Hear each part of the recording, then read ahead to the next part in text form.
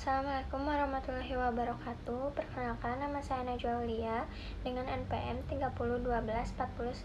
Saya dari kelas C124 Prodi Hukum. Pada kesempatan ini saya akan memaparkan hasil makalah yang saya buat dengan judul Analisis Hukum Terhadap Ujaran Kebencian di Media Sosial. Di era digital ini, media sosial telah menjadi bagian penting dalam kehidupan kita. Namun, di balik manfaatnya, media sosial juga membawa tantangan, salah satunya adalah ujaran kebencian. Fenomena ini semakin marak dan berdampak negatif baik bagi individu maupun masyarakat luas. Ujaran kebencian dapat memicu konflik sosial, diskriminasi, dan bahkan tindakan kekerasan. Salah satu faktor yang memperburuk situasi ini adalah anonimitas di internet yang membuat banyak orang merasa bebas menyebarkan kebencian tanpa takut konsekuensi. Pemerintah Indonesia telah mengambil langkah dengan mengeluarkan berbagai regulasi seperti Undang-Undang Informasi dan Transaksi Elektronik dan Kitab Undang-Undang Hukum Pidana atau KUHP. Namun, dalam praktiknya masih terdapat tantangan dan implementasi hukum terhadap ujaran kebencian ini. Jenis pelanggaran hukum dalam ujaran kebencian.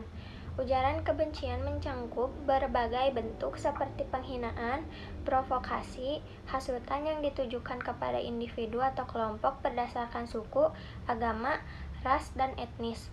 Beberapa bentuk pelanggaran yang sering terjadi antara lain pelanggaran UU ITE mencangkup penghinaan dan penyebaran berita bohong yang dapat menimbulkan kebencian. Yang kedua ada pelanggaran KUHP berkaitan dengan pencemaran nama baik dan tindakan yang dapat mengganggu ketertiban umum. Pelanggaran terhadap Undang-Undang HAM, terutama terkait diskriminasi berbagai ras, etnis, dan agama. Lalu ada regulasi yang mengatur ujaran kebencian.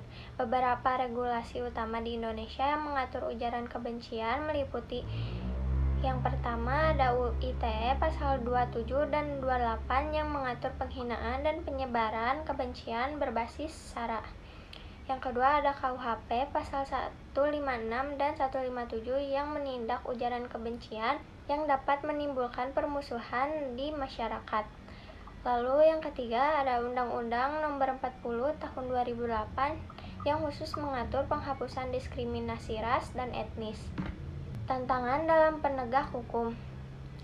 Yang pertama ada kurangnya pemahaman masyarakat tentang batas kebebasan berekspresi. Yang kedua, multitafsir dalam pasal-pasal hukum yang ada sehingga bisa disalahgunakan. Yang ketiga, kurangnya pengawasan terhadap platform media sosial dalam bertindak ujaran kebencian. Lalu ada rekomendasi perbaikan regulasi. Untuk mengatasi masalah ini diperlukan beberapa langkah strategis seperti 1. Revisi UU ITE agar definisi ujaran kebencian lebih jelas dan tidak multitafsir. Yang kedua, peningkatan literasi digital agar masyarakat lebih sadar akan batasan kebebasan berekspresi. Lalu yang ketiga, koordinasi yang lebih baik antara aparat hukum dan platform media sosial dalam menindak ujaran kebencian secara lebih efektif. Yang keempat, ada sanksi yang lebih adil agar tidak terjadi overkriminalisasi terhadap pelanggaran yang tidak disengaja.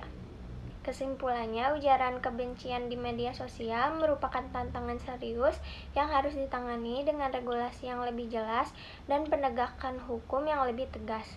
Namun, regulasi saja tidak cukup.